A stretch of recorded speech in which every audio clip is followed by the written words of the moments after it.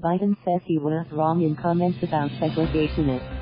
Sumter, FC. Former Vice President Joe Biden on Saturday apologized for recent comments about working with segregationist senators in his early days in the U.S. Senate, saying he understands now his remarks could have been offensive to some. Was I wrong a few weeks ago? Biden asked a mostly black audience of several hundred during the first day of the weekend visit to South Carolina. Yes, I was. I regret it, and I'm sorry for any of the pain of misconception that caused anybody.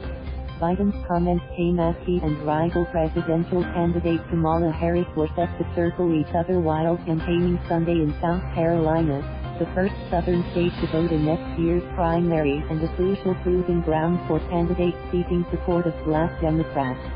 Biden defended his record on racial issues and reminded voters of his ties to former President Barack Obama, whose popularity in South Carolina remains high. The former vice president and the California senator probably will be pressed on their tense debate exchange over race and federally mandated school busing. Though the issue is not at the forefront of the 2020 primary, it could resonate in a state with a complicated history with race and segregation. Without naming Harris, Biden on Saturday referenced what he characterized as expected, a cast from other campaigns eager to take him on. I'm going to let my record stand for itself and not be distorted or scared, Biden said. He recalled his support of Obama's criminal justice reforms and pointed out areas in which he disagreed, such as the three-strikes policy that led to longer sentences for repeat offenders. I'm flawed and imperfect like everyone else.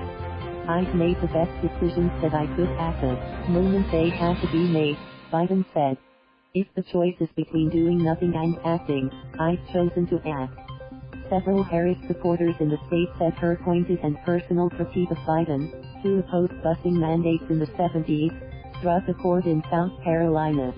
Marguerite Willis, a recent Democratic candidate for governor, said that when Harris spoke in last month's debate about her own experiences being bused as a child, the entire room where Willis was watching the debate grew quiet. Growing up here in South Carolina, that's meaningful to us, said Willis, who is white.